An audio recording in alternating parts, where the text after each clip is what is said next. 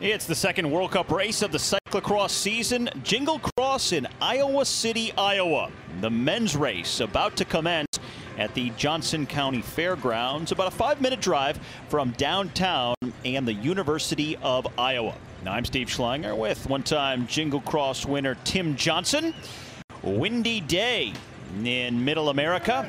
And this, as I mentioned, the second World Cup race of the season. A few days ago, the World Cup campaign kicked off with the annual Cross Vegas event out in Las Vegas. What seems like yesterday for a lot of the riders who've traveled across the country to get here in Iowa. This race started off with a bang. That was a crash in the first right-hand turn just after the start. You can see riders just clipping wheels a little bit, ending up in a pile on the left-hand side, taking down a few of the riders who are hoping to have a better race later on. At the front, it's Quentin Ehrman's there leading through the barriers. A lot of the riders able to jump these without actually having to get off. And here we see Wout van Aert there having a hard time with that second step. He actually crashed down on the ground. Looked like at first he had a problem with his hip, but it turned out that that would be a fractured toe, which obviously didn't affect him for the rest of the race. No, he was working on adrenaline the rest of the way. Took him less than a lap to then catch up to the others who had passed him. Really a remarkable ride as he makes his way through the sand. One of only a few who didn't have to dismount, rode all the way through, and in no time at all, caught back up to the front before making sure that he cleared those steps the next time through, and then would eventually launch one of his solo moves to distance the others. Big show of power right there by Wout van Aert. He's the world champion. He won the World Cup. He won the Super Prestige, the BPAC Trophy. Virtually every title out there for grabs, and Van Aert really letting the other riders know that they had to do their best to try and chase him. Michael Van Toorn out from Belgium as well. And second, the only rider to get close, but Van Aert definitely opened up a big gap, was able to hold it to the line.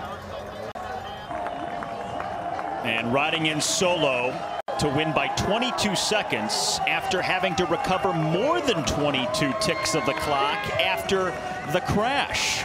So use the energy to recover almost half a minute, wins by 22 seconds. A dominant performance to start off the World Cup season for Wout van Aert, showing his true class in standing on the top step of the podium and leading the overall World Cup standings after one race. The overall World Cup, just a reflection of the standings from the opener in Las Vegas. With Wout van Aert, Michael Van Toorn, Lauren Sweek, Toon Aerts, Rob Peters, the top five. And these were the riders who were at the front most of the way in Las Vegas the other night as well. The Belgians once again dominating.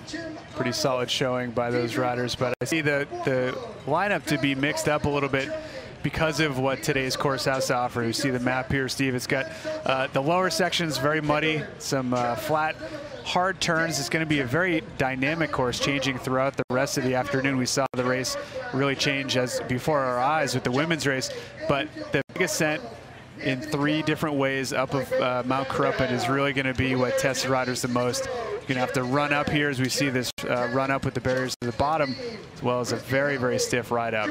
Wout van Aert leads this start list that features 58 riders altogether, 17 Belgians, 16 U.S. riders. The two nations with the most representation in the field. And you got to believe the Belgians will once again dominate near the front of the field. As far as the favorite, can't look anywhere else but Wout van Aert. Despite the broken toe, it's almost like everybody else is fighting for second place. It's something that's really been happening. You know, we have 2 of our biggest competitors to him sitting out this round of the World Cup. You know, they weren't in Cross Vegas either, but that's Mathieu van der Poel, the Dutch rider. And, you know, he's dealing with a bit of surgery on both of his knees. But Lars van der Hart, his countryman, he's also not here. And he's finishing up his road season when working on a bit of an injury with his hamstring. So those 2 riders dearly missed, because really there aren't a lot of riders who can fight head-to-head with a rider like Van Aert. Well, the World Cup race is just part of a weekend of competition. This was the Grinch's Speedo race spectacular earlier today.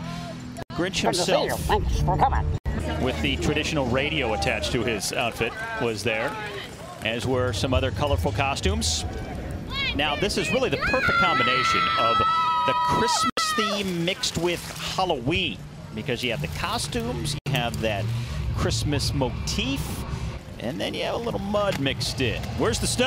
Where is the snow? Replace it with a beach, apparently. All right, that was the Grinch's race earlier. Now we turn our attention towards the World Cup event coming up shortly. A hot, humid day in Iowa. Temperature right around 90 degrees. It is sunny and very toasty. As we get set to hear from some of what we believe to be the main contenders in today's race. Jeremy Powers, how about today's conditions? Might we call them hot and grueling? Definitely hot and grueling. It's a very hard course, and the mud yesterday that was created from the earlier races is definitely going to take its toll on some bikes today. It's a very challenging course with a lot of climbing, and so I expect small groups today and a really hard race. How dangerous is the start section with the mud zone arriving immediately? I would expect pretty dangerous. I'll just hope for the best. I think that's all we can do. But, we've been in these situations before with these races, and they're all really good riders here, all World Cup level, so I think the front will be fine, and I just hope everyone gets safely through it, because then we can have a real race, no problems. The very first World Cup here in Iowa, what does it mean here for the people, you think?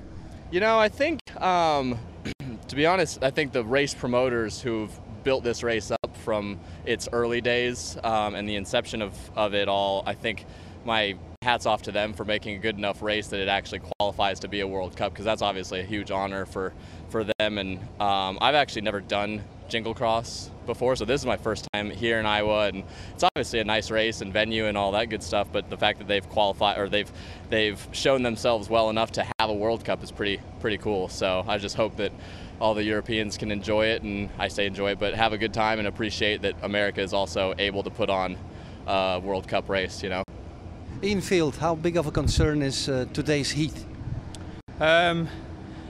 Pretty big.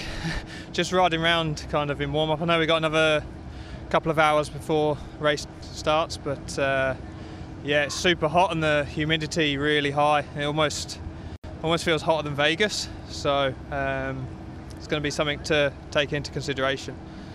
What are your ambitions on this course? I think this is the kind of course that I do well on. Pretty similar to kind of like the Koppenberg, Milton Keynes kind of World Cup where I've had top 15. So I'm looking forward to it. It's going to be a challenge. So would love a top 20. Is racing in the States different than in Europe? Yeah, it's another feeling. It's the people are more. It's one community of cyclocross, and in Belgium it's more the sport of the whole country. Yeah. Wout van Aert, the big question is, how is it running around on your fractured big left toe? Not easy. Actually, the barriers they hurt the most. The uphill run is better, but of course it's awful. But I think I'm lucky that the sun is out and the course is more dry than it was yesterday. So we're able to ride a few more sections, and today it's in my advantage. How do you cope with the pain? Because it's an hour and something the race lasts. I think in the race you feel the pain always a little bit less, and of course you're gonna take a painkiller to get feeling a little bit better. And then it's just I hope that I don't hit my toe against something, so I can keep on pedaling all hour. But this course is so tough. I think we're going to see very big gaps today. Who do you expect is going to be your toughest competition? It's a lot of climbing, and Michael van Turnhout was also there in the last two races. I rode with him. He's in good shape and he is a very light rider. So I think this course is built for him. Best of luck. Thank you. Oh, well, it looks like he's already raced. Got the mud and the sweat on the face in the jersey. He is there in that front row as they line up, all 58 riders getting ready for the start of Jingle Cross.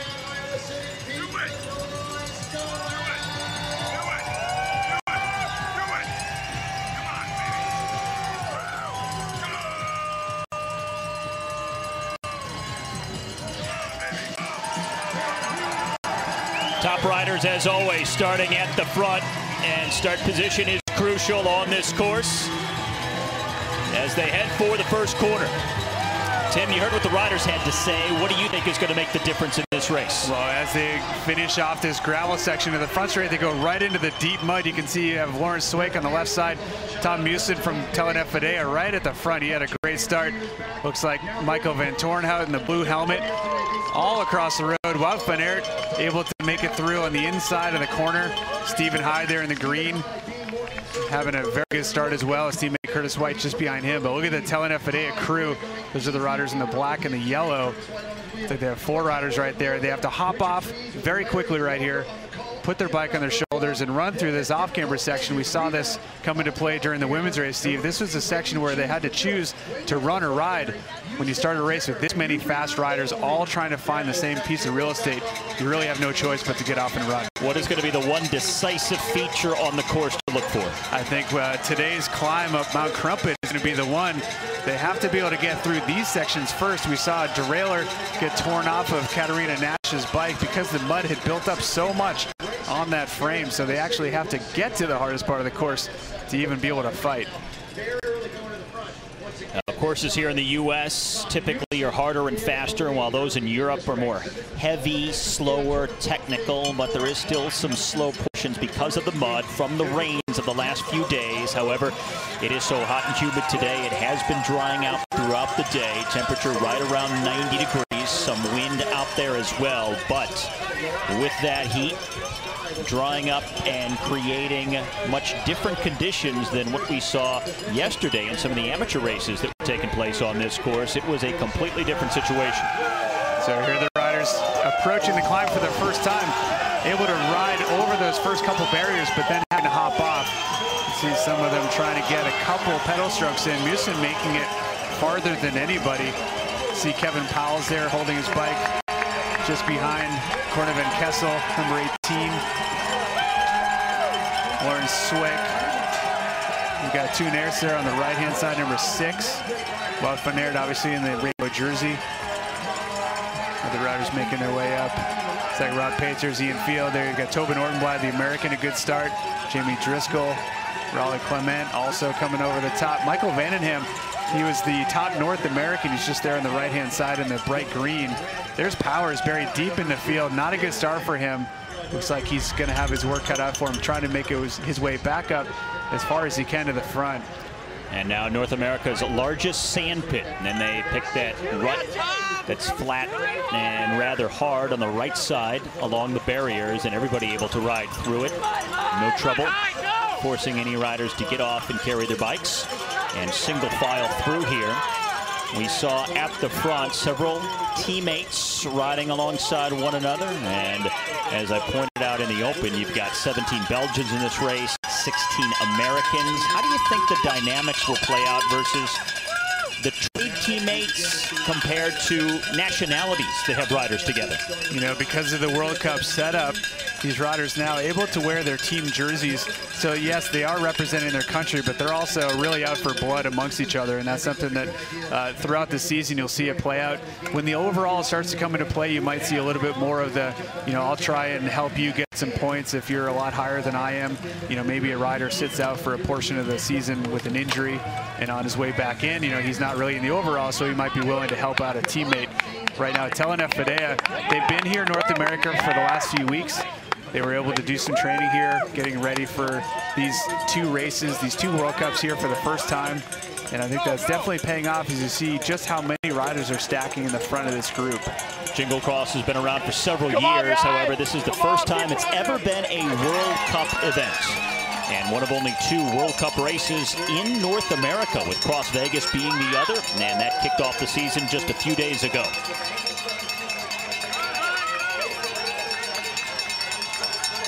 See Stephen Hyde going wide there in the green. The fans on the top of this hill are really getting treated to a show of just how fast anybody can ride a bike. I mean, they're able to drop down off that descent to a very steep descent You don't really see exactly how it looks through the camera here, but trust me when I say that when you're riding down this, you really have to choose between how hard you're on the brakes versus what you're willing to risk. And these riders willing to risk quite a bit trying to stay at the front. Wout van Aert there, number 1 in the rainbow jersey. Tom Musen going right for the jersey. He's opening that up completely. That's a first. I haven't seen that in a cross race. These guys are usually racing in the snow, the rain, the cold, everything. But now he's going for the beach look out there. And we've highlighted some of the differences between racing in Europe compared to the U.S. But for the Europeans who have come over, the difference in weather compared to what they're used to back in Europe when it's cold and also very icy sometimes. There's snow on the ground. And you also have the logistics of making the long trip to the U.S., traveling long distances between the cities, the jet lag, moving equipment, all of those things. That's a real factor for the Europeans. A lot of riders really struggled with that when they came to the World Championships back in 2013. You know, it was just a one event. You know, they're here with their national team, and they had to really do a lot of problem solving. When you came for Cross Vegas last year as the first ever World Cup outside of Europe, you also had to tackle some new problems. But here with these 2 races in North America, it's something very special, and I think that they've really had to figure quite a few things out. You know, there's a story about the Telenet UCI crew having some issues with their tires because the truck that was carrying them from Madison, Wisconsin, which is where they had a race outside of the Trek factory, onto Cross Vegas, they're actually damaged in transit, so they had to really scramble in Las Vegas trying to get their bikes ready for that night's racing. But definitely not what these riders are thinking of. They're just trying to get up that short, steep section, almost coming to that standstill right at the very top before continuing on across the slopes of this hill, dropping back down into the flats. But single file, full gas. A lot of these riders just absolutely choking down their heart rate of 180, 190 beats a minute right now. Van Aert's there at the front, number 6 in the black, yellow, and the white. Michael Van Aert in second place. He was one of the ones near the front for a long time in Cross Vegas. There's the world champion and the winner from Las Vegas, Wout van Aert. And just ahead of him, Laurens Sweeck, the Belgian, number 4. So the usual cast of characters, the top names in the sport, riding at the front right now, single file, and still a large group here on this opening lap. Musen and Aert switching lead. Musen had that first approach into the mud. He's given up that for his teammate there in the front, Van Aert. Michael Van Aert, he is the rider of the early season. You know, he had a great race in Cross Vegas last year at the World Cup. The other night he was really effective in trying to battle against Wout van Aert. Now he's putting himself into second position, a little bit of a Telenet UCI sandwich right there. You got number 18, Corne van Kessel. He's the Dutch rider for Telenet UCI in 4th position. But these gaps right now, they'll come back together as they get back into the mud. It's very technical. It's very hard to find a line. You can see the riders just trying to look far enough ahead they can figure out where that rut might take them. And not really afraid of going across the course, but you know, the organizers had to make some decisions. The mud was so deep and so thick that they actually had to pull the fencing back to expose this green grass that's really been untouched, and that will allow the riders to go a little bit faster, a little bit less chance for a pitfall. So just about 8 minutes for our leaders to complete the first lap. The men always race about an hour, sometimes an hour, 5 minutes or so. They determine the number of laps after the opening lap, and they see just how fast the leaders can complete the course, which in Iowa City is just under 2 miles long. And then the officials make the determination as to how many laps they're going to do altogether to get it to that time at just over 1 hour. Very good run by Corne van Kessel, number 18. He is the 4th rider on line. He was able to get that bike on his shoulder and really run right up to the back wheel of Tom Musen. Laurens Sweeck sitting in 5th position. Some riders are better runners. See the first bike change of the day, and Van Aert going in for a fresh one. The mud is very sticky. When it gets onto your bike, you're worried about it getting into the derailleurs. You're worried about it getting heavy. But it's also a pretty good line to go through the pit. You can see just how untouched that grass is in pit lane. You can actually even move up a little bit because you have a little bit of a clear shot at that next corner. This the second of 9 9 World Cup races on the season that will be held in 5 different countries, along with new stops in Germany and Italy. They're expanding every single year as the sport grows in popularity. And look how many riders are still near the front, including Wout van Aert, the world champion right there. He got a bike change as he made his way through the pit a moment ago. He talked just before the start of the race about that big toe, the broken toe, and how it may impact him. You've done this race, you've done this event. How do you think he'll cope? Well, it's really effective to have a healthy foot when you're trying to avoid using a certain body part. You know, you might have a knee injury and you start pedaling more on the opposite leg to try and make up for it. When you're dealing with a broken toe in a race like this, it really requires a lot of running. It's really tough, and I think that even if you aren't directly affected by it, it's in the back of your head. You know, am I all here? You know, am I able to fight with everything I actually own in my own body, or am I trying to just hold on and maybe just get a podium? It is a points fight throughout the entire season. So Wout van Aert really going to see exactly what kind of veteran response he might have to this problem, even though he is such a young rider. He was wearing a walking boot when he left Las Vegas the other day, and now he's having a mechanical issue here. Looks like we have a problem for Wout van Aert there. His chain might have come off of his cassette. A little bit of mud can do some damage. You know, you just don't know how your bike will react. But Wout van Aert getting a little bit of a replay from Cross Vegas here. He's sitting behind Ian Field here in about 20th. Wout van Aert hopefully will come into sight here. Looks like he has dropped pretty far back. We'll see, there he is right there. So he's trying to get that figured out. He's pretty far from the pit. He has a big climb coming up. This is going to be a really tough section for him. Looks like he does have full use of his bike now, but he did lose quite a bit of time trying to figure out exactly what the problem was. Well, we saw him the other night make up a lot of time. Here's another look at the issue. It's like his chain was getting wrapped up in the derailleur. You know, the gearing, as you go into a sand pit, looks like it was a very quick move for him trying to make that right. So I don't think he was overly concerned about it, but he did lose just enough time there. He will be going into the pit, I'm sure, just because you need to make sure that your bike is absolutely perfect. So really troubling to see the world champion having to deal with this so early in the race after we were just talking about an actual injury. So now he's having to deal with a mechanical on top of that. So what we saw the other night in Las Vegas after the crash, despite the broken toe, he was able to make up a lot of time, almost half a minute, and then ride away to a victory of 22 seconds over the rest of the field. He was going on adrenaline a lot of that time. It was a different course. Now here he is racing for the second time in the last few days on a new course. Will it be as easy for him today, or is he going to be compromised by what's happened? You know, some races are very selective. This race is selective in the fact that it has a gigantic hill in it, and that elevation really gives a chance to a rider who's stronger to make up time. So I think for Wout van Aert, he does have a shot of making up a great deal of time. You see him just behind Tobit Ortenblad, the American, ahead of Stephen Hyde. So now he's really deep into this pack, and it's harder to get around people. You know, there's really only one line in certain sections of the course. You know, he's going to be great on the hill. He's going to be great in the running sections, which he is pretty strong in. So it's really just a matter of time. You know, we're just over 12 minutes into the race here, so you know that might be okay for him to make it all the way back up.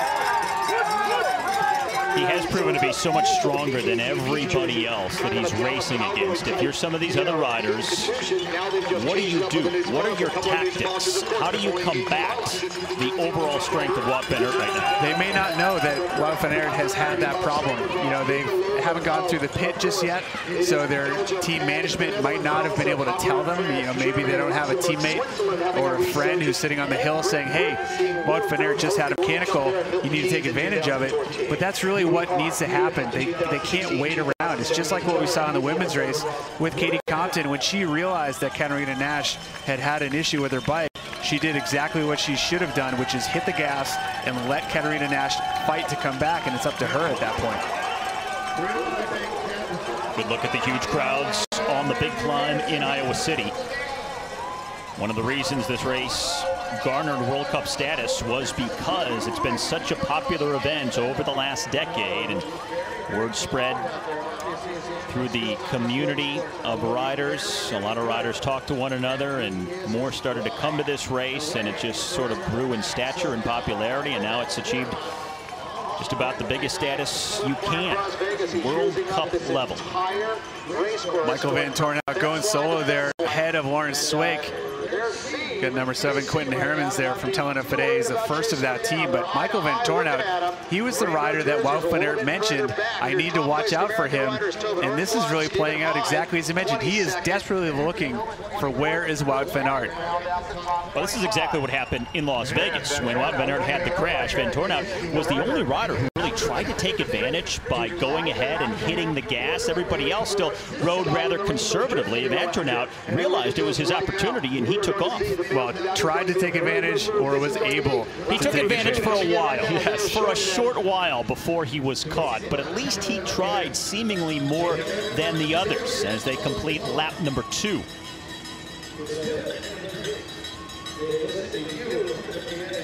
Everyone looking back for that white jersey with the rainbow stripes. There he is, just entering the gravel section of this front straight. And he's going to power through this as fast as he can. Just still 16 minutes into the race. He knows that he's got a solid 45 minutes to work with. And as he's shown in the past, he is a very patient rider. You know, it didn't take him that long to get back up to the front and cross Vegas, but he didn't panic. You know, his passes were appropriate. He didn't try and find a space that wasn't there. He didn't overrun his engine, you know, put himself in trouble.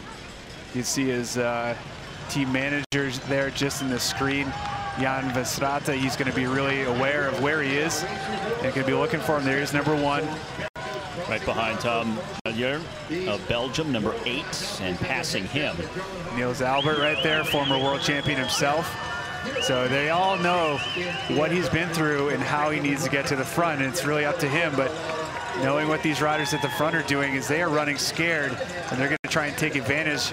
Michael Van Tornout sitting in second, still looking over, trying to find him as he sits behind, it's like the Telenet UCI rider, Quentin Hermans there. Now, one of the things that Van Tornout will be watching for as he looks over his shoulder once again is how quickly Wout van Aert can make it back up to the leaders, because he realized what happened to him the other night in Las Vegas. Wants to try and keep that margin as big as possible for as long as possible today in Iowa. Van Aert just entering the pit as these riders exit, so it's not that far out. He's just going for that bike change as we expected. Right behind Ian Field, the rider in red. Looks like Wout van Aert really putting a lot of effort in. He's got his head down a little bit more. It's like the riders at the front trying to get up and over the first couple barriers, maybe a pedal stroke or 2 before they eventually get off and start running. We'll see what Van Aert does right here, because he's going to have to really work his magic. He may not try and run up to these guys, but he's going to at least maintain position, maybe pass 1 or 2 riders with his bike on his shoulder. Wout van Aert trying to work his way back through this field after a mechanical issue. He always points to his biggest asset being his ability to maintain a high threshold throughout the entire race for the full hour. He doesn't need moments of recovery, doesn't need to catch his breath. He's always in top gear, riding at full capacity all the way through, when others at some point need to recover a bit. So we'll see that put to the test here as he tries to make his way all the way back to the front, because he still has some ground to cover.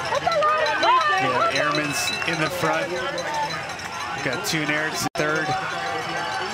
Riders really running at the front, trying to stay away from Wout van Aert. You know, a little bit of I don't need much recovery, you know, sounds like legend. But in actuality, as we see right here, he's moving right back up. He passed 3 riders on the run-up, able to carry his bike right by them. And he's now back into the top 15. So he has already been able to make up quite a bit of room on the riders at the front. 5 Belgians in the first 5 places out on the course right now. Van Tornout, Hermans, Swake, Busen, and Aerts. The 5 leaders, but there are 8 Belgians in the first 10 at the moment altogether. One thing that's interesting, Steve, is the fact that a lot of the riders here in the front group have water bottles on their bikes. You know, some of the Telenet UCI riders, that is incredibly unusual. You know, a cyclocross purist would really scoff at the notion that riders would be, you know, needing to take a drink. But believe me, when the temperature gauge says 27 Celsius, it's really over 30. And I have to say that late afternoon sun here, late September in Iowa, this feels like the middle of July. All of these riders are suffering greatly with this heat. And this is largely a fall and winter sport, so it's in the cool and sometimes bitterly cold temperatures. This is that downhill off-camber section. And there's Wout van Aert. He's gotten the full effect. The mud splashing all over the face, the helmet, the jersey. I think he passed probably 5 more riders on that hill. So he's putting himself back up into, I believe, top 10 position. See Van Toorn out there in blue, chasing Ehrmans. We've got rider number 6 right there, Toon Aerts, in 3rd. I did see Kevin Powell's lurking about. He's going to be in about 7th place right there in blue as well. So he's a rider that I would have picked. You know, he's got a great career behind him. Kevin Powell is a rider who's won races like the Koppenberg, a lot of races like Namur, which is another World Cup with a lot of elevation, tough mud. Puts out a great deal of power for such a small frame, so he's a rider that really excels at races like this. He hasn't had a great year last year. I think he's hoping to make up for it. 3rd position in the overall for the UCI, but not getting any of the titles because Wout van Aert basically sopped them all up.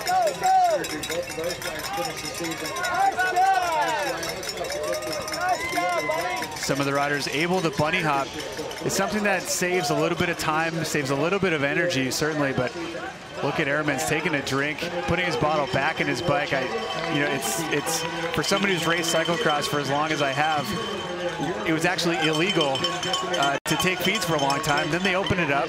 You know, we've had a season that's progressively gotten earlier and earlier here in North America at the very least, and worldwide as well. We used to start this sport in October, mid-October. It's always cool weather. But now that we are racing, when it is this hot, it's you have to take care of your body. You have to hydrate. 1 hour of absolutely full power really does drain a lot of what your body can offer. Yeah, some of the mountain bikers coming right off of their seasons into cyclocross, the ones that do both disciplines. So they'll traverse this side hill, and then a short descent, and then a few more turns back around to the finish. And once they complete this lap, they will be at the midpoint of the race. This will be 3 laps down, 3 left to go. They've determined they will race 6 laps altogether here in this men's event. There's Van Aert just going down the descent. He is in the top 10. He's been able to pass the 15 riders, maybe 20 riders that actually passed him while he was on the side of the course. Got Toon Aerts there at number 6. Lawrence Swake just behind him. Tom Musen behind him. Cordovan Kessel. There's Powell's. It's all single file right now, but how are we going to see teamwork come into play as this race gets deeper? You know, some of the riders really do benefit from that. Some riders, it's like they're racing with blinders on. They really don't care about anyone around them. They're just trying to get around a corner like this as fast as they can without crashing. You know, they're trying to maintain position. The Telenet UCI team, because they have so many riders, they're the team that really will work as a team. They might not chase a teammate who goes on the attack. They're not actively going to go and block anybody, but you know, they will be able to at least try and maintain some semblance of teamwork out there to their own benefit as a team. But as I mentioned, Steve, the World Cup overall is a season-long competition. A lot of points out there, so a lot of the riders really will be fighting for every single point. So the end of lap number 3. Some more daylight forming between the front of the race and that next group, and some other groups forming behind that. Different clusters of riders out there at the moment. And the world champion Wout van Aert will try to make his way through the pack. He's in the middle of this group here, number 1, although it's hard to tell in the rainbow jersey. Yeah, having spent some time in this group, he is getting that mud just thrown up at him, and that's something that he's not used to dealing with riding on the front. You know, a lot of people wonder, why are they all riding so close to each other?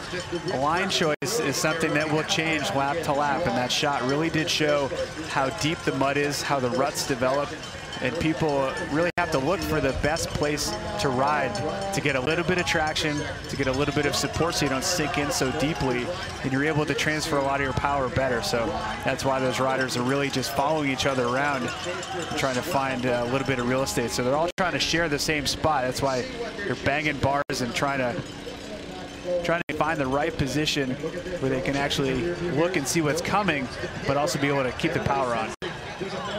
So a lot of times we see riders make blistering moves, solo attacks at some point in the race. As we get further into this one, given what you said about the lines they're choosing and how this course is playing today, when do you think we might see something from some individual riders, or are they basically just doing what they can at the moment? Well, I think this hill is really so tough. I mean, even a flyover as they're approaching right now. See Wout van Aert there just ahead of Jim Arnouts. You know, these hills are so hard that it's almost as if they're attacking every single time they go up this thing. So it's not like a road race where you might see a calming and then an attack, or maybe a big acceleration for a long time. One rider attacks and then everyone takes a break. You really can't do that in cyclocross. You're basically trying to maintain position and stay out of trouble.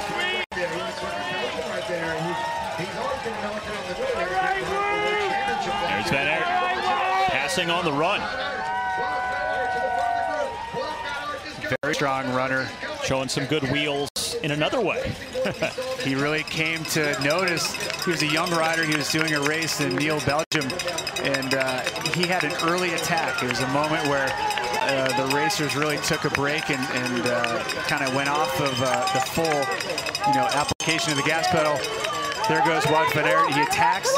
He gets a gap, and he maintains the gap for almost the entire hour. The only rider able to catch him there was Sven Nys. Catches him, and Wout van Aert stays in second position. Best result he had ever had, but that day he showed the kind of power that he could produce and really signified that this was a rider for the future. And as long as he stayed on his bike, he was going to have a great shot at winning races like that in the future. He's getting a lot of questions these days about whether or not he's going to be racing as a professional road racer or if he's going to stay in the sport of cyclocross. Some of the best riders we've ever had in the sport had to make that decision, including Lars Boom, multiple-time world champion, Zdeněk Stybar, another rider having to do the same. So Wout van Aert, just another extremely talented athlete here in cyclocross, trying to weigh the options out there and whether or not he's going to stay covered in mud like these riders or maybe try his hand at road racing as well, which he's already shown a great deal of aptitude for. And Wout van Aert on the climb here, making his way through the group. Let's look at this. Ooh, one of the camera operators there. I don't know if that was an official cameraman or just a fan. Lawrence Sweck ducking out of the way. And as far as Van Aert here, what do you think? Should he make the transition to the road? He did win a prologue at the Tour of Belgium last year, beating the likes of Tony Martin, was top 10 in the overall race at the Tour of Belgium, so he has the skills to handle the road. There's more money, there's more fame and prestige. Should he eventually make that transition, do you think? Well, it really depends. I mean, he's not just a guy that can win a 1-hour race or even a 10 or 12 kilometer time trial like he did over Martin, as you mentioned. He also is up there at the Belgian National Championships. This is basically the race of races among Belgian cycling fans. He was able to stay in the front group, eventually finishing 9th place. But for a rider who's so young to ride that far up in a race full of the best stars of Belgian cycling, he really has just opened up these opportunities. For a rider like Sven Nys, he could make 7 figures for many years of racing at this level. In professional road racing, you might be a rider like Lars Boom, who made this transition, signed the big road contract, But, you know, besides a win here or there, you know, he hasn't really had the same level of stardom. And I think that, you know, it's a pretty special opportunity. It's not just about that one paycheck, but it's about what kind of career are you looking to have in your position in a country like Belgium. You know, really for a rider like Wout van Aert, it's going to be a really tough decision. Yeah, for now, he says he wants to stick with cyclocross. He is not going to road racing. This is what he wants to be doing. As a reminder, our top 6 all Belgians at the moment. Michael van Ternhout leading the way, Quinten Herman second, Laurens Sweeck third.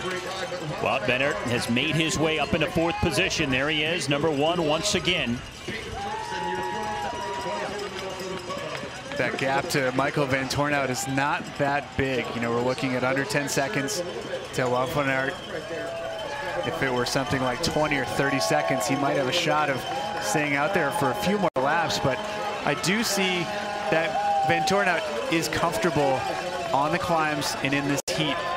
Wout van Aert is a little bit bigger rider. You know, he's got more muscle mass. Heat affects a rider like that differently. You know, it's very hard to dissipate the heat. A smaller rider, very skinny, like we see Michael van Ternhout out there, he might be able to deal with what, you know, kind of atmosphere is out there, and it could play into this thing for later on in the race. There is the leader, van Ternhout, in the blue and the white. Led for a while in Las Vegas before being caught by the man who right now is 4th. Coming around that corner covered in mud, Wout van Aert. After the mechanical issue earlier in the race where he dropped a lot of places, didn't drop a whole lot of time. It was more the number of places behind the front of the race that was the concerning issue, but he's made all of that up and now right now in 4th.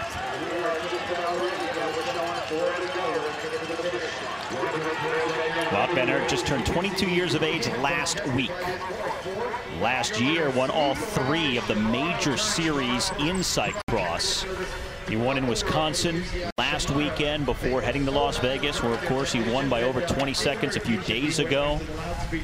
Won 19 races altogether last year and figures he can win as many, if not more, this year, as he plans to race about 40 to 45 times altogether. 4 laps left to go if they hit the finish line here.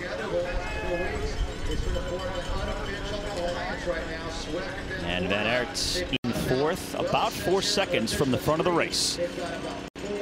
Something to note, Steven, about this race, you put your effort where it's most valuable, and you can just see that Wout van Aert was really taking it easy onto the finish approach. He's taking it easy on the straightaway because he's saving it for a moment like this, where the mud is a little thicker, where you can actually put a little bit more power and he'll make up a lot more ground there. So one thing that you notice about watching some of these high-level cross racers is it's almost as if they don't pedal, and then when they do pedal, it is 100%. You really have to pick your battles, and because of that hill coming up, he's going to be able to wait and make his mark there. Laurens Sweeck, however, he's got to take his advantage at a different spot. So he's actually attacking through the start-finish straight because that's his only chance to stay away from someone as powerful as van Aert. What's the mindset of some of these riders who have been ahead of Wout van Aert since the mechanical issue, and to a larger degree the races throughout the year,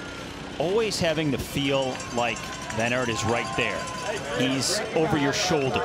You always have to keep your eye out. Just the mentality of hearing those footsteps all the time with this guy. Well, I think they're hearing the Jaws theme song out there because you know where a rider as strong as that is. You know, even if he's not right behind you, you look over the barrier, you see him on an opposite run, of course.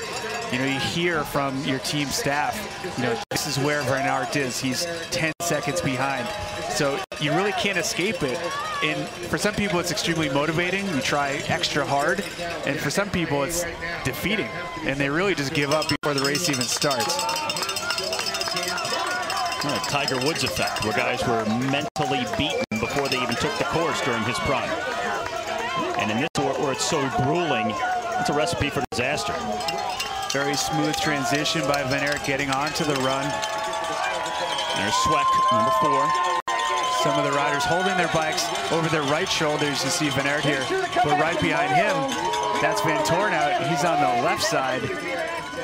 Riders just switching back and forth, but I don't know if you noticed right there, but Wout van Aert just moved into 2nd position in the race behind Laurens Sweeck. And this is really just game on. 34 minutes into the race right now, so he's got plenty of time to catch this rider, Lawrence Wake, who is known for his fast starts. He's not known for winning these races. He's always up there. He's always playing a part, but he is a very fast starter. Wout van Aert knows that. He's going to be waiting and waiting and waiting and playing that theme song himself. You said it's game on. To take it another step further, is it game over? The fact that Van Aert is this close to the front, knowing what he did in Las Vegas and knowing his overall potential. Well, anything can happen out there. We saw it happen in the women's race. Katarina Nash, a very strong rider, a great chance to win the race because of her ability on this course. She was taken out by a technical issue, you know, a derailleur getting ripped off of her bike. It can happen to any one of these riders, whether they're first or third or 23rd. Van Tornout, number 5, right behind Van Aert. This is the man leading the way, Lund Sweck. But here comes Van Aert right behind him in the rearview mirror.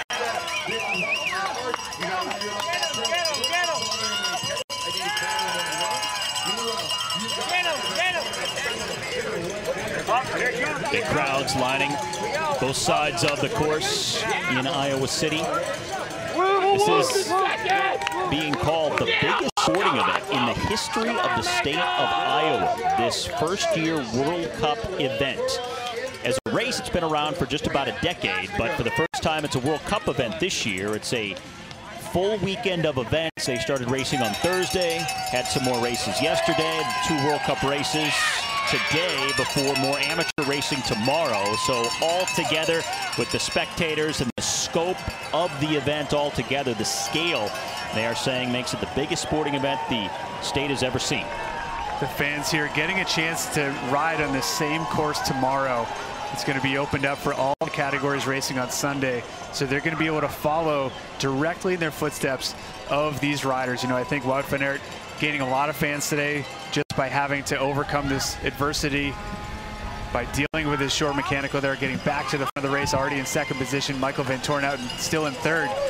But that's what's special about cyclocross here in North America. It's the fastest growing discipline of all cycling disciplines. It's really taking, you know, great, incredible hold all over the country. There are UCI races in more than 40 locations around the country. But more than that, there are races in almost every single state.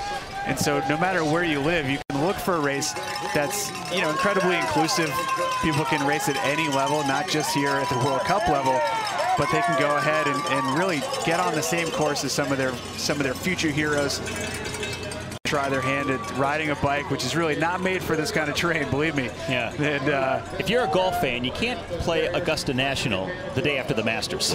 It doesn't work that way. Exactly. Yeah, great way to look at it. I mean, there's something really special about being able to just go out there and do the same thing. Now Sweck, the only man in front of the world champion, Wout van Aert, at the moment. As he comes towards the end of the lap now, Van Tornout right behind Van Aert. So it's really 3 riders getting clear of the others right now. Quentin Herman's in 4th, but a distant 4th, and Kevin Powell's also the Belgian in 5th. There's a lot of daylight between our first 3 and the others. That's our leader, number 4, Lawrence Sweck. This is a race that is usually held either in November or December, hence the name Jingle Cross, and a lot of the course features have Christmas themes to them. Mount Crumpet, the climb, they have the Frostbite Forest, the Grinch's Lair, the Bobsled Bomb, the Holly Jolly Hellhole. But this year it's not even Halloween. I mean, we're barely past Labor Day, so they're just now bringing out the pumpkins. However, seems like the holidays are starting earlier every year to begin with, so what does it really matter? People are doing their Christmas shopping already, so hey, let's have Jingle Cross in September, get it on the World Cup calendar, see how many people come out, and it's once again a fabulous event. Well, I think for a lot of the fans it's great because they can hang out and watch these guys get up close and personal and see exactly how tough a race like this is on the best in the world. But I can tell you a couple years ago, this was the scene of, I was able to win Jingle Cross on disc brakes for the first time when they were just introduced to the sport. And now watching all these riders here, Lawrence Wake here, disc brakes on his bike in first position, second and third on the course. I mean, this is, you know, really a lot of development and innovation happens around the bicycle industry here in America. And I think having a World Cup here on our shores is really something special. You know, talking about the Americans, right now it's quite a battle for a lot of the riders because we see as they go through the splits, it looks like the top American right now is going to be Stephen Hyde. He's coming through in 15th position. And next in line is going to be Anthony Clark in 25th. But there is a Canadian right there, Jeremy Martin. He's 24th. And so he's just 2 minutes back. So this is a good race for those guys. If Hyde is able to continue with his top 20 ride, that will be really up close to his personal best in the World Cup. You know, Jeremy Powers finishing last year ranked top 10 in the world because of his point total with his UCI races that he was able to do. You know, show that he is really, you know, not only the national champion currently after winning it the last couple years, but, you know, he's a rider that's able to fight here at the front. Unfortunately, not having the race that I think he wanted in Cross Vegas or here in Iowa. A lot of fans out there giving their you know, undeniable support for those North Americans. Everyone likes the local favorite. Jeremy Powers obviously compromised by a crash last weekend in Wisconsin. He crashed twice in his final ride before the race when he was warming up, then on his first lap of the actual race. So dealing with some bruised ribs, wasn't at his best in Las Vegas, still feeling the effects today. So not the way he wanted to open up the season, and especially here on the home courses in the U.S. Now Sweck for now is the leader. Wout van Aert in second place. There he is with Van Tornout in the blue and white, a little further back in third. And taking a look at the face of Lawrence Sweck, he is suffering at the front. He is really starting to have a hard time with the pace. Wout van Aert looks like he's able to maintain the pace. Doesn't look like he's hurting any worse than he was the last couple laps. Sweck, a little bit of a stumble at the bottom of these steps. You know, these are just railroad ties buried into the dirt. Normally on a dry race here at Jingle Cross, you'd be able to hop these and continue to ride all the way up. Fortunately, with the rain the last couple days, it's made it very, very soft. There's almost no traction. You see the riders still just running. Belgians are known for these really small steps. You know, it's like they're running up a really tiny set of steps very, very quickly, and that's to save your legs, because if you take a big stride each time, you really start to wear out the muscles you need to pedal later on. So you can even see Michael Van Tornout looks like he is just hit the wall. Kevin Powell's going right by him, pushing his bike with a water bottle in his pocket. I got to tell you, the purists are losing their minds right now on the internet, because this is a big deal. Seeing some of the best riders in the world with water bottles on their body or their bikes in a race like this. Now when it's about 90 degrees, the type of humidity you get in Iowa this time of year, maybe understandable. And then there's Toon Aerts, who was the leader early on the first lap. Just behind him, Quentin Hermans in the blue and white. But some are really struggling climbing that hill. Now back to Sweck, who is just ahead of Wout van Aert. Wow, look at Van Aert just really hammering right up to the wheel of Sweck. I mean, you can just see the difference in speed. What is going through Sweck's mind right now? He knows he's coming, not much he can do. He's been out there by himself, giving it everything for a couple of laps now, but he's about to be caught and maybe passed. Very, very powerful rider, Wout van Aert. He's got a lot to give. His physiological makeup is enough so that he just rides right by Lawrence Sweck on this climb. He's going to hit this downhill first. He's blowing by him. Wout van Aert into first place, dropping Sweck on the climb. After the mechanical in the opening lap, he dropped several places, but working his way back through the field, and he is now the leader for the first time today. Smooth descent. Now that you're in the lead, you can really just start to take care of business, and that is the right line, the right feeling of the bike. You know, you want to really look for any advantage you can, but you're in control. It's up to the other riders behind you to catch you. He's still going to let it loose and go down this hill as fast as he can, but look at this again, Steve. This is Van Aert going right by Lawrence Sweck. just look at the others we've seen suffering.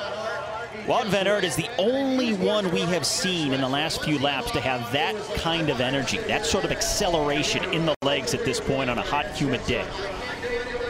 He's known for that. He is known for being able to open up and just hit those pedals harder than anyone else around him. Everyone's created differently. Everyone has a different amount of power they're able to work with.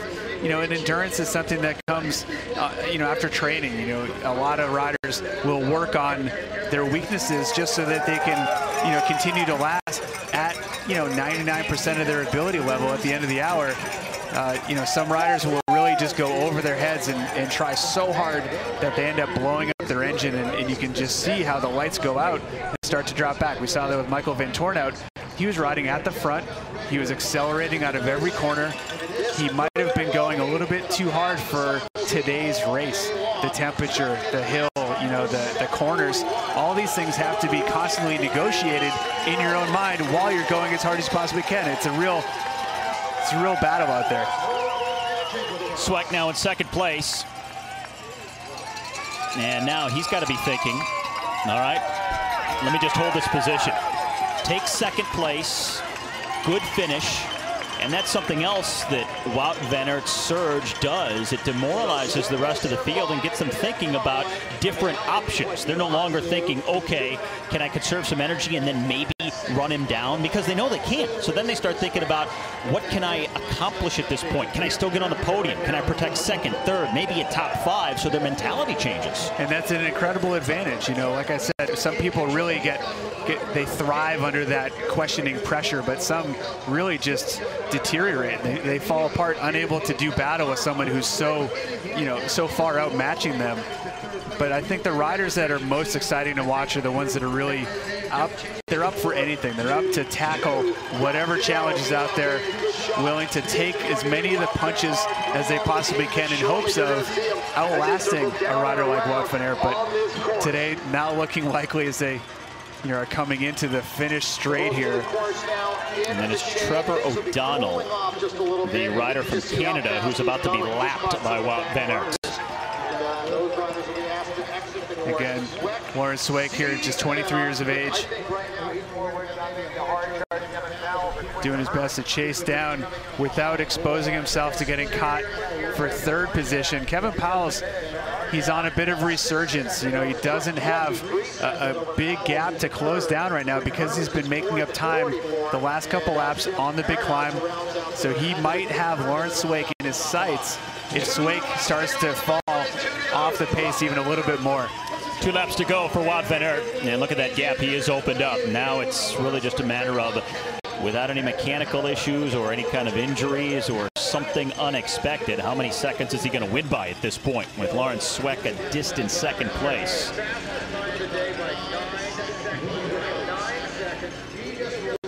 Fastest lap of the day by 9 seconds, posted by Wout van Aert, and that's a big margin. I expect to see a pretty fast lap here by Kevin Powell because he's continued to make up time. He has been one of the few riders who's been moving up throughout this race. So we'll see exactly what he's able to do. It looks like Powell's there holding in third. We've got Gianni Vermeersch here coming through in fourth. Ehrmans, that we know from Telenet Fidea, his teammate Jim Arnaz. Those two riders. Great ride by Vermeersch here. He's looking like a very comfortable rider in these conditions. Some riders consider themselves to be, you know, able to handle mud. You know, it's being called a mudder. Some riders are, you know, really in favor of the drier races. Looks like Van Aert just signaled to his mechanics that he's going to come in for a bike change. Dropping right in there, grabbing that bike very quickly. You're only off your bike for a couple steps. These riders will practice this throughout the year. Get the gearing right so when you grab your bike, you're able to start pedaling right away, not having to start shifting. Bike change for Sweeck as well. Wout van Aert, simply remarkable. Again, he just turned 22 years old a week ago. So young, but yet so dominant. When you consider some of the top names we've seen in cyclocross over the years, even at his young age, where do you put him? Where do you rank Wout van Aert? Oh, he has come on with a vengeance and really showing, you know, exactly the kind of capacity that he has. You know, a rider like Sven Nys, you know, he was World Under-23 champion twice, and really just continued to build on that throughout his entire career. Bart Wellens was Under-23 world champion as well. You know, Niels Albert, another young rider who showed a great promise when he came onto the scene, winning his world titles as an Under-23, and unfortunately had to retire early because of a heart issue. But you know, these guys are, I think they're all really in the same kind of category. Kevin Powles is 36 years of age, I believe, so he's a little bit on the older side. But you know, these guys are really just trying to do their best, and in the country of Belgium, they really are rock stars. They are on TV every single weekend. You know, what they do throughout the year, you know, some of them are being followed right now by a reality show as they've come to the United States. Yeah, they're following Wout van Aert. You know, what kind of experiences they're going to have here.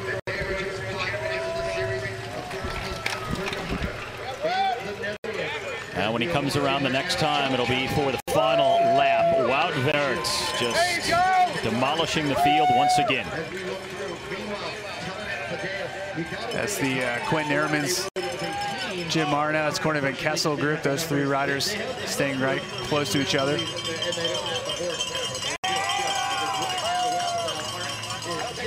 Here he is. Here he is.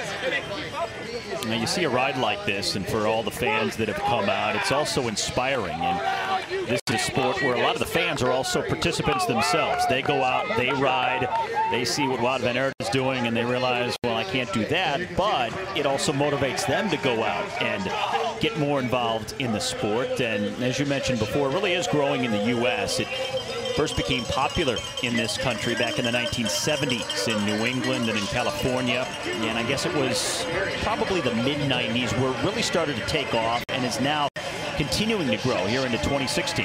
Well, I did my first cross race in 1995. I was a junior mountain bike racer and hung up my mountain bike from the race season after coming back from the World Championships. And, you know, my friend and future business partner, Stu Thorne, with what is now the Cannondale Cyclo-cross World Team. So what are you doing this fall? You want to come do some cross racing? And I said, what's that?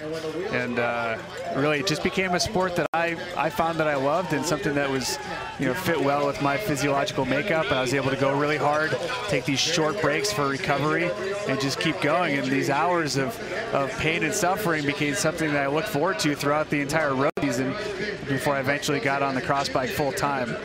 So I know a lot of the riders here who race at the amateur level.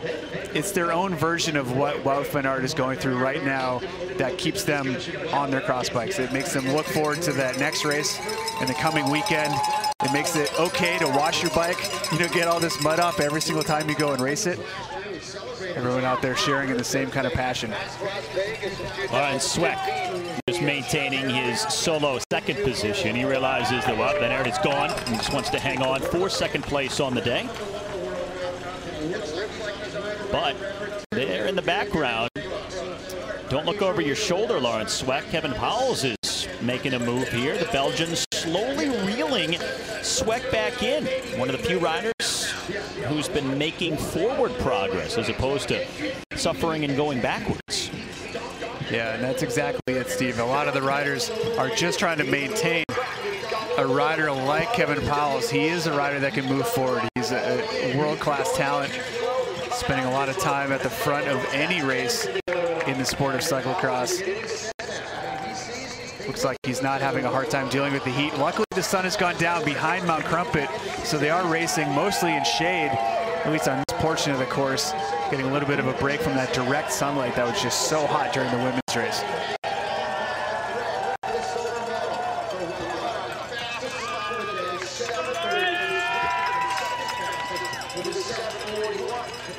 Well, at this pace, Wout van Aert is going to win by a mile. Sweck, you see the steady tempo here. He really doesn't have it left in the legs right now. And Van Aert is adding to his margin with every pedal stroke. He still looks like he's pedaling hard. He hasn't dialed it back whatsoever. Well, this is a great section to make up and continue to build on a lead, because you're not going to get a flat here. You're not going to have to deal with many ruts just in the corner here. He can use power pretty sustainably and hopefully able to save a little bit, you know, in the next sections that are difficult. You know, you don't want to take a big risk on something where you might crash or break a part of your bike. So he's going to take advantage of this fast grass section to really build on that lead. Belgians, including our leader Wout van Aert, occupying 8 of the first 10 spots right now in the race, only broken up by Korn van Kessel of the Netherlands, who is in 6th, and the highest placed American, who is in 10th, that's Stephen Hyde. Oh, excellent ride for him so far, just 2 minutes and 5 seconds back. You will see them as they come to the finish line here. It is Wout van Aert. The crowd is starting to come down off of the top of the mountain. This is a classic migration of the North American cross fan. People get all fired up to spend the day on the hardest part of the course in the woods at the top of the hill, but they know to get back down to the finish to watch these riders come across. Great deal of respect for what they're doing right now on course. Wout van Aert, our leader, onto the final lap at Jingle Cross in Iowa City. The others just hoping to hold their current positions. Laurens Sweck in 2nd place, and look how far back he is, over 40 seconds. And then Kevin Pauwels, also of Belgium, closing in right now in 3rd. But our leader here may end up winning by over a minute. He's already on that off-camber section. Clear course ahead of him. He's running with his bike on his shoulders. There's Vermeesch, number 9 right there in 4th position, making his way towards the finish line. But there's Kevin Pauwels. He does have Sweck directly in front of him. He knows that if he just takes these next couple sections in control at speed, he's going to have a great chance of catching that rider for 2nd place. Now Vermeesch finally crosses over in 4th.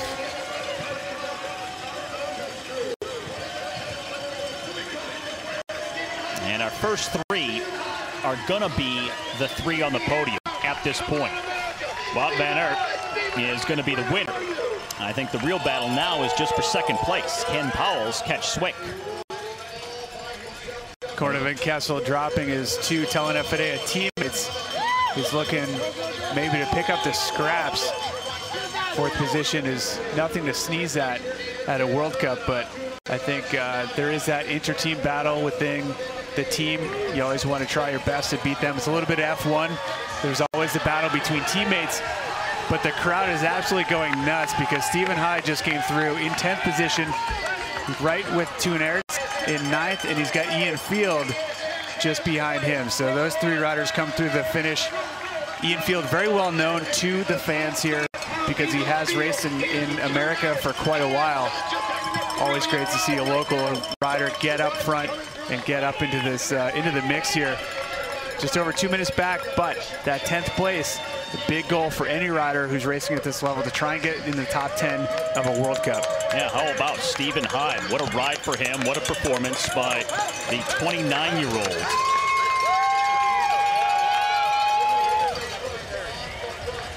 And right now in the top 10.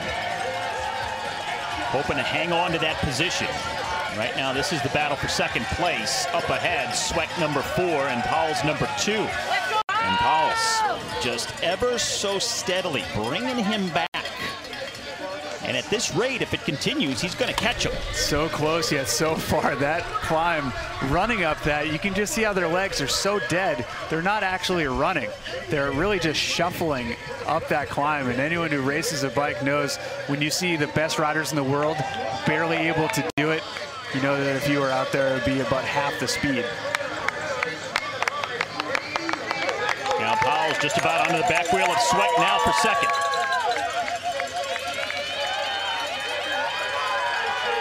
It's one of the difficult dynamics to deal with in this sport when you can see the guy in front of you and it seems like he's just right there. He's a few seconds, but you can't always get to him as quickly as you want. You have to exercise that patience. Sometimes it's hard because you get anxious. You want to get up there. Yeah, you might make a mistake when you try and overextend yourself.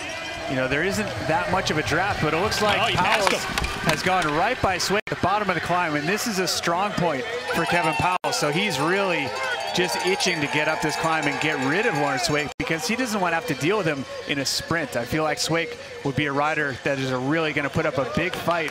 So he's going to try and hold the wheel of Powell's. You can see that he's suffering, questioning whether or not he can keep pushing those pedals, but Powell's just trying to get rid of him. And Swick can't hang. He is suffering, and Powell's is riding away. So Swick trying to keep him in his sights, but his attention may turn to just trying to hang on to the podium at this point. Steve, he's going to have to hit this descent as fast as possible, trying to make up any ground on Powell's. Powell's is a very strong technical rider. He can excel in any condition. Looks like Swick has really started to let go over the top of the climb, and it looks like he has conceded second place to Kevin Powell, but Wout van Aert still just continuing to build on that lead. Smashing the field today. Remember, he had that mechanical early on. Had to make up a lot of places, but so similar to what we saw in Las Vegas when he had a crash and broke his toe and had to make up almost half a minute. But he did it and won going away by 22 seconds. Same situation today. It wasn't a crash. It was a mechanical issue with his bike, but lost a lot of places, had to recover that time, and now he's also winning by a wide margin. He's 22 years of age. Winner of all of the 3 major series last year, won the World Championships. And this year, if things break right and you don't have the crashes or the mechanical issues, is it conceivable he could win every race he enters? There is a precedent for that. I mean, Sven Nys had a couple years where he literally won almost every single race that he did. Wout van Aert getting a chance to do that, trying to follow in the steps of who had been the best cross rider in the world. Sven Nys from Belgium, his countryman, who's now retired after last year. Wout van Aert, he has the world in front of him.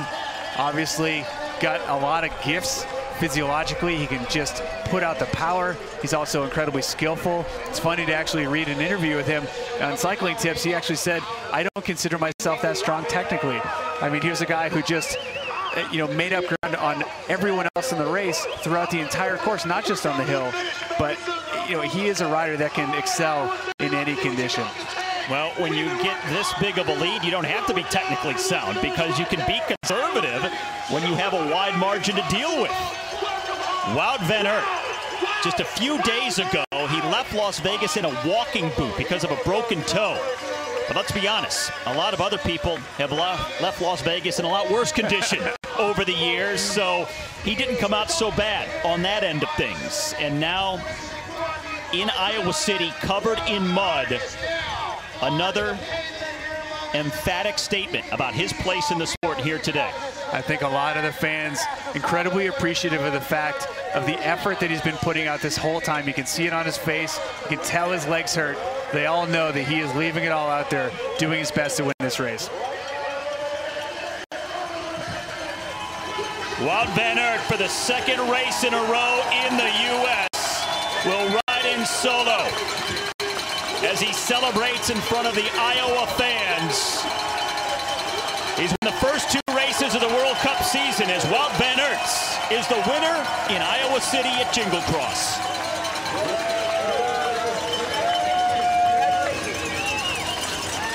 What a finish. I am just so impressed by his ability to come back from that and get this win, but the way that he did it really shows that he is a true sportsman and willing to just suffer through everything. It's not an easy victory by any stretch of the imagination.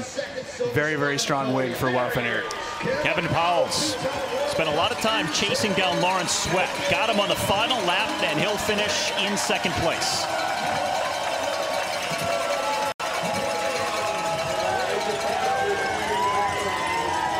40 seconds behind our winner, Van Aert. And then Sweck, who was leading for a while before he was caught by Van Aert. And then eventually Powell's, but he'll be on the podium in third. So Van Aert, Powell's, and Sweck, the podium at Jingle Cross today in Iowa. And now other riders trying to finish in the top 5. Good Arnaus there, number 12 on the left, Telenet in the black and the yellow, going up against Vermeesch. Vermeesch having a stronger ride throughout the majority of the race, but getting caught by Jim Arnaus here, going for the sprint. Arnaus leading it out. Vermeesch, no answer right there. Tightest competition we've had on the day.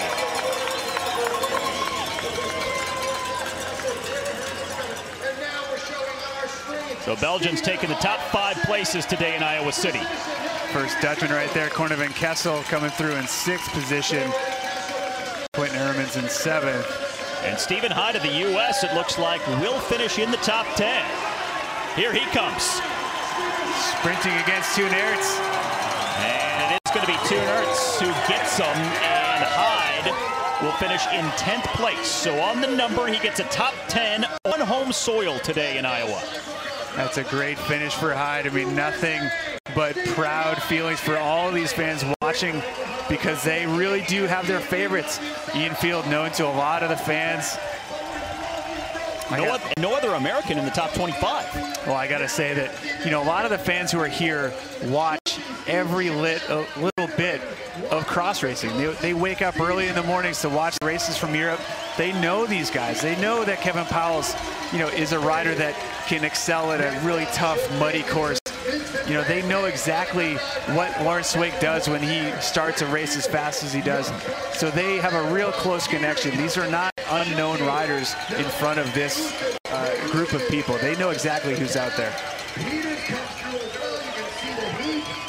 And these riders coming in just about 3 minutes behind our winner's time, which was just inside of an hour and 3 minutes. But that was a tough 1 hour and 3 minute effort in the heat and humidity today in Iowa City. You can really see just the effort that a lot of the riders have been under. You see a couple Americans coming through. We'll have a couple more in the top 25. Looks like Dan Timmerman and Kerry Warner both finishing really strongly. So those riders will be going into the top 25. Now Wout van Aert winning Jingle Cross. I tell you what, Santa wants to get those presents delivered in time this year. Put him in Rudolph's spot at the front of the sleigh. Let him pace the reindeer, because he'll make that trip around the globe in no time. Kevin Powell's takes 2nd. And Lawrence Sweck in 3rd to complete the podium. So we just brought in at 20th place. That was Michael Van Korenot. And we're going to continue to welcome riders home here this afternoon. Here comes David Vanderpool and our 2nd place. And a look at the unofficial results. Wout van Aert, Kevin Powell's, and Lawrence Sweck on the podium. Arnaus and Vermeesch completing the top 5 places. Stephen Hyde, the highest U.S. rider on the day, and a good ride it was for him, finishing in the top 10 when no other American riders were even in the top 20. In this race dominated by Belgians, 17 in the field to start, and most of them finished in the top 20.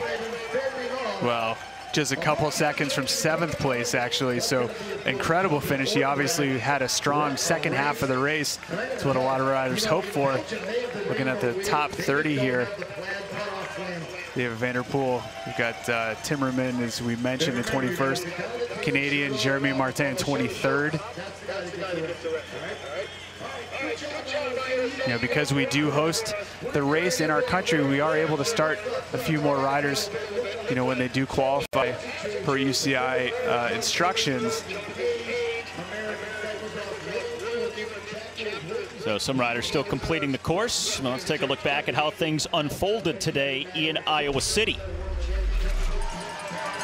This was the start. And some of the big names at the front, looking then for that prime position on the opening lap. And a lot of teammates, including Tom Mewson, working together at the front early on. And this was the one issue with the world champion Wout van Aert. He had that mechanical early on that cost him some time. Looks like his chain was having a hard time on his cassette. He did take a moment to readjust it again, dropping back. There's Hyde there in green, so Hyde eventually finishing 10th. But at that point in the race, they were farther down, probably around 25th position, so pretty far back in the group. While at the front, Michael Van Toornout was really just running scared, trying to get as big of a gap ahead of Wout van Aert. That would eventually cost him. Looks like he wasn't able to keep that pace up. Lawrence Swake, the only rider to continue to drive forward, as Wout van Aert is able to catch him here. Just maintaining that high cadence throughout. Never dialed it back. Never had to race conservatively. I don't know if he knows the meaning of racing conservatively. He just is always on the pedals. Once he got to the front, that was it. Nobody was going to catch him. It was just a matter of how much time would he win by. Still able to run up that run-up. It was so steep. Really tough section of the course, but here's Kevin Powles continuing to move forward in the field, passing riders throughout each of the last laps before eventually catching and passing Lawrence Swake for second position. The look of a cross champion, covered in mud, bowing to the crowd. You can see he feels the effects of the effort, but acknowledges the moment. Now Kevin Powles made a terrific effort to overcome Lawrence Swake and take second place, and Swake happy to hang on to third.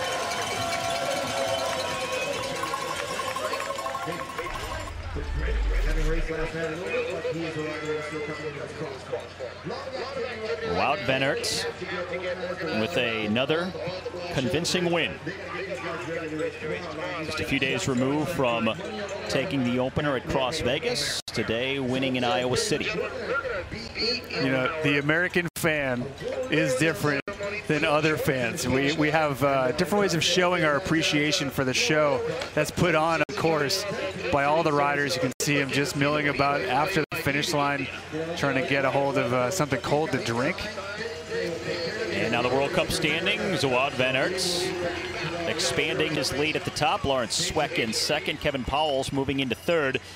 Van Aert and Michael Van Toornout complete the top 5. Look at that, all Belgians in the top 10. So this after the second of 9 races that will take place on the Cyclo-cross World Cup this season. First 2 races coming in a span of just 3 days' time. And now they'll take a break for a few weeks before racing resumes overseas in the Netherlands, as the next event will be in Valkenburg on October 23rd. And that's a very similar course to this, just in the fact that it has a lot of elevation changes. You know, the mud, give or take, it depends on what the weather is on the approach to the day. But look at the fans here. They are just eating this up. I love the fact that Wout van Aert is able to acknowledge the fans as being a driver and what he's doing out there. You know, this is something that the Belgian fan is used to, because, you know, these guys are up in front of them all year long. But here, this is a very special moment for a lot of the fans here. They've traveled far and wide to get here on this day to watch up close. It's great to see them appreciate it like that.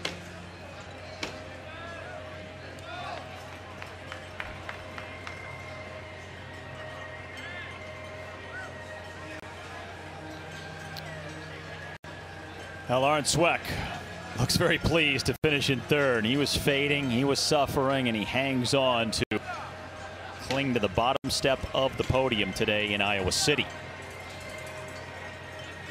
So Wout van Aert makes 2 for 2 in the first couple of World Cup races of the season. After capturing Las Vegas, he takes Iowa City, and now let's go over and hear from the winner today at Jingle Cross.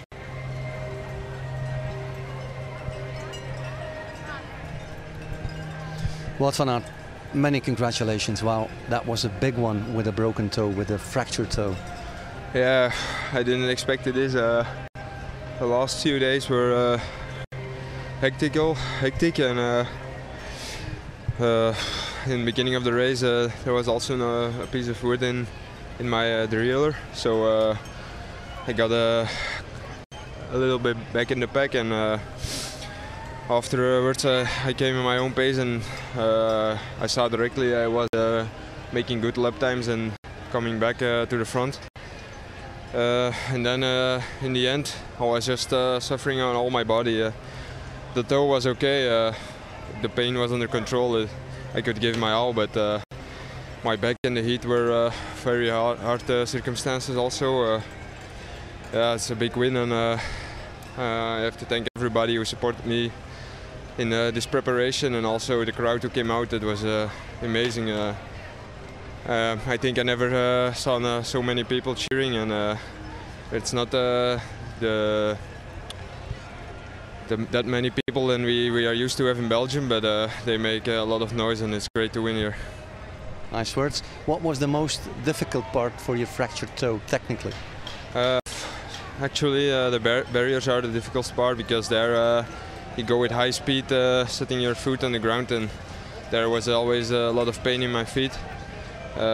In the beginning I felt it hard in the start, but afterwards the pain in my legs was harder than in my toes, so I think we did a good job with our stuff. We did some taping, and also the painkillers did this work, but I'm afraid for tomorrow. I think the pain will come up then, but yeah, it was worth it. Sinds Las Vegas vorig jaar heb je geen wedstrijd meer op Amerikaanse bodem verloren. Je bent, zoals ze hier zeggen, undefeated. Wat heb jij met Amerika? Ja, ik zeg het, ik ben hier heel graag. Ik ben echt voorstander van deze wedstrijden. Als je hier bent, denk ik dat je het echt het tegendeel niet hoeft te zeggen. Want een sfeer dat hier hangt, dat is echt fenomenaal. En zoveel mensen die voor je roepen, en zoveel respect dat ze hebben voor alle renners. En, ja, dat zorgt er denk ik vandaag ook voor dat ik nog extra diep kon gaan. En ik zeg het, ik moet mijn team heel hard bedanken. We zijn hier in Amerika. Ik heb hier niet alles voor de hand, maar zoals we vandaag de wedstrijd voorbereid hebben, daar ben ik wel heel trots op. En ik ben blij dat ik heb kunnen afmaken. Hoeveel last had je nu van je teen? Niels Albert zei tijdens de wedstrijd, pijnstilletje, een dafalganneke, en daarmee moet het dan gaan. Ja, een dafalganneke en een brufen, en dat maakt toch een heel verschil. En ook die tape die mijn tenen was samenhield, dat zorgde ervoor dat die druk niet volledig op die grote teen kwam. En ik moet niet zeggen dat ik veel last had, want ik kon zo'n prestatie niet leveren. Dus tijdens de wedstrijd was de pijn wel onder controle, maar ik denk dat we goede keuze ook gisteren hebben gemaakt met de teen niet te forceren. En, ik voel dat het nu terug een beetje klopt, maar ja, als we terug in België zijn gaan we opnieuw op controle, en al bij al is het nog goed meegevallen. Dus ik denk dat vooral de zwelling die erop kwam het meeste pijn in het begin, en van het breukje heb ik minder last. One short answer, we need to conclude. Will you be back in the States? Of course, I hope we can do this again next year. We have now 2 races, and I did one other in Waterloo, which was also a great event. So I hope next year we can make it even longer to stay here. Maybe for 2 weeks, and we can do a few races in that period. I think it's an awesome idea, and the guys who were here, I think they also will say the same, so I'm happy. Thanks very much, many congratulations. The podium is yours, enjoy it, Wout. Well, he won the 2 World Cup races by a total of 60 seconds, so I would say, yeah, he'd want to come back. I have to say that listening to that right there, I've got the entire North American cyclocross community behind me, and saying that we want this to happen again. We want Wout van Aert and all the best riders in the world to come back to the U.S. and race. We've been very, very lucky with the World Championships in Louisville, Kentucky in 2013. You know, all of the UCI races over the last bunch of years, building up this community that's growing so fast and so large.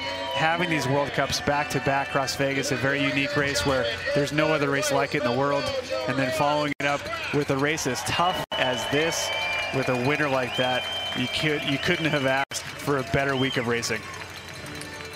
Lawrence Sweck, 3rd place, bottom step of the podium, was 7th at the World Championships a year ago. Led for a while today before suffering and losing ground near the end. Ladies and gentlemen, in 2nd place from Belgium, Kevin Powles. Kevin Powles, the big mover late in the race while others were going backwards. He made up ground. And the 32-year-old from Ekkeren, Belgium, whose older brother Tim has also been a pro racer. Kevin finishes second. His older brother Tim, unfortunately dying during a race a little over a decade ago, still races with the memory of his older brother in his mind. But there is the man who gets the win. Wout van Aert, the second time in the last few days in North America, stands on top of a World Cup podium. Ladies and gentlemen, Wout van Aert, your champion from Belgium.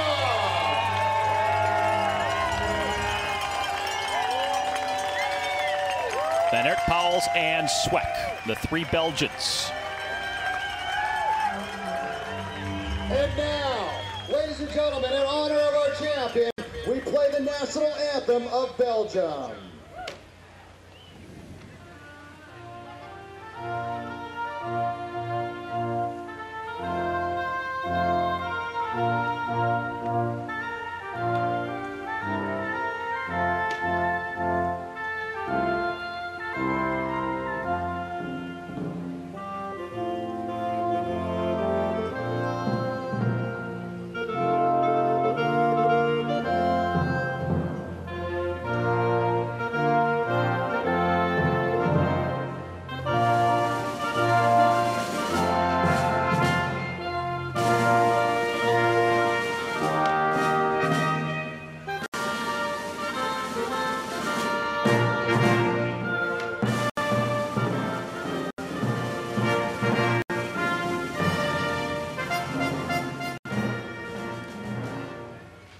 Ladies and gentlemen,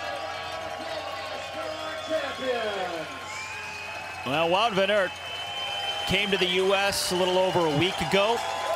Won an event put on by Trek in Wisconsin last weekend. Then won in the desert at Cross Vegas a few days ago. And now takes the victory in the Midwest as he captures Jingle Cross in Iowa City. So he goes 3 for 3, and I'd say it makes the trip over from Belgium worth his time, don't you think? 100%. You know, there's so much to be gained by starting off the season right. When you have that kind of momentum, when you've got wins under your belt, you've got a leader's jersey, it just makes that return, you know, so much more special. I think that also the momentum that we've seen with Lawrence Sweeck is something to note as well. I think he's got a great season ahead of him. Kevin Pauwels back on the podium. You know, perennially a rider who has been top 5 in the overall standings. He's been winning the UCI overall a couple years. So all of these riders are looking forward to going back home and really continuing. I think, you know, as we saw in the women's race, fortunes definitely do change. So these guys really are lucky to have had the start that they've had. Now, there was no Mathieu van der Poel or Lars van der Haar here, who could have potentially challenged Wout van Aert. That being said, how big is the gulf between Van Aert and the rest of the field right now? Right now, it's obviously something that's insurmountable for a lot of the riders, unless he does have an issue. But we've seen that even if he does have a mechanical, he's able to come back from it. Even if he has a crash, he's able to come back. So I think right now, you can see Pauwels and Sweeck, they know that the rider that they're standing next to has got their number and is really just dominating the sport right now. Mechanical, health, none of the issues he has faced has prevented him from not only winning, but winning by big margins. Well, it's okay for you to stay on the stage. We have one more award to present here this evening. We're pleased to award the fastest lap of the day in Jingle Cross, Iowa City, from Belgium, Wout van Aert. Oh, he gets the fastest lap as well. The Richard Richard. The UCI Cyclo-cross Commission will present. 7 minutes and 32 seconds, the fastest lap on the day for the winner. Looks like Olivia got to present. And see that coming on lap number 6. And it really shows that that was after his mechanical issue, after he got the piece of wood out of his derailleur. And he still had the gas to do it close to the end. You know, really all the best laps for the rest of the riders in the top 10 all happened in laps 1 or 2 or even 4, and that's it. There he goes, Wout van Aert. There he is with the race organizer, John Meehan. He does such a terrific job putting on this event, even though he's now living in Seattle. No, Wout, it's not time to get off the stage yet. Go back. You better get used to that. Congratulations, John. Standing on that top step of the podium because it's not going to be the last time.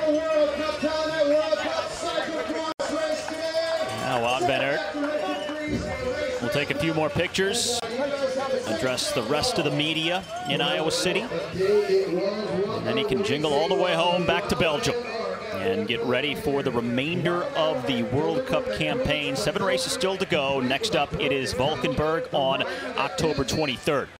Maybe undeniably the greatest rider in the world. Now Wout van Aert, best rider in the sport right now, wins today at Jingle Cross. And for Tim Johnson, I'm Steve Schlanger. Thanks for joining us, and so long from Iowa City. For an amazing event.